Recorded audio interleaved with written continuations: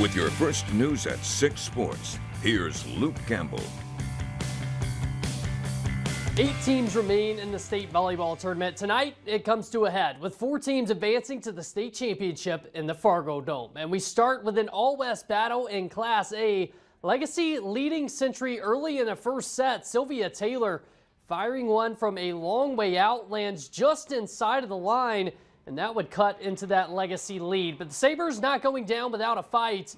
A ball floating towards the net here, but Marley Falcon doesn't even let it get back over, sends it into the back row for a Sabres point. Century just won't go away, though. Moving ahead in the frame, Legacy lead cut to 1 point. Pats go back to Taylor on the outside to tie it, and they aren't done. This time, Taylor striking from the defensive side of the net, stonewalling the attack for a late Century lead, and they would carry it from there. The Pats winning in straight sets. They'll see Cheyenne in the title game.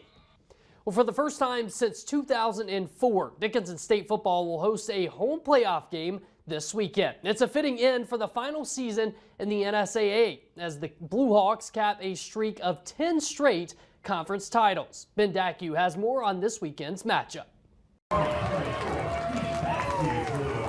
2 decades later, playoff football is coming back to the Queen City.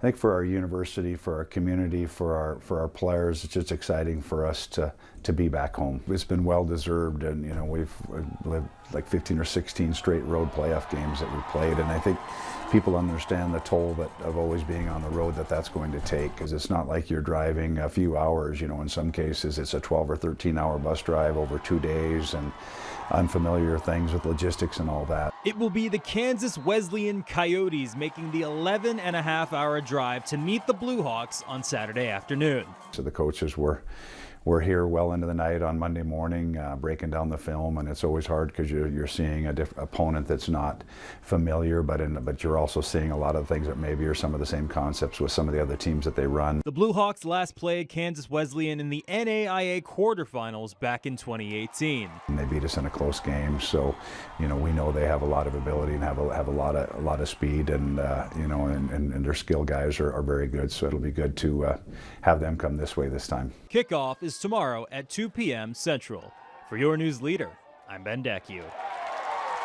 Well, it's the first day of hockey season in North Dakota with games beginning tonight, and all eyes will be on Century's girls team this year as they hope to repeat last season's success. The Patriots went on a one-of-a-kind run as the 8th seed in the state tournament to make the championship game. Even with a few key pieces gone from that roster, they hope confidence from that run will continue into a new season, and hopefully the success is sparked a little earlier.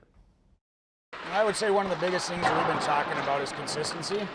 We didn't really have that last year, and it took us a little bit too long to find our identity, and so we're hoping to establish that a little bit earlier in the season and hopefully kind of secure that spot at the state tournament a little bit sooner than the last day of the year.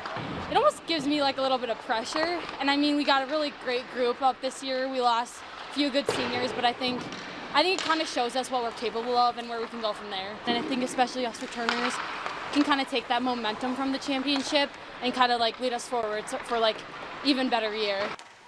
The Patriots drop the puck tonight in East Grand Forks. Yes, a brand new season. Right. We'll be right back after this.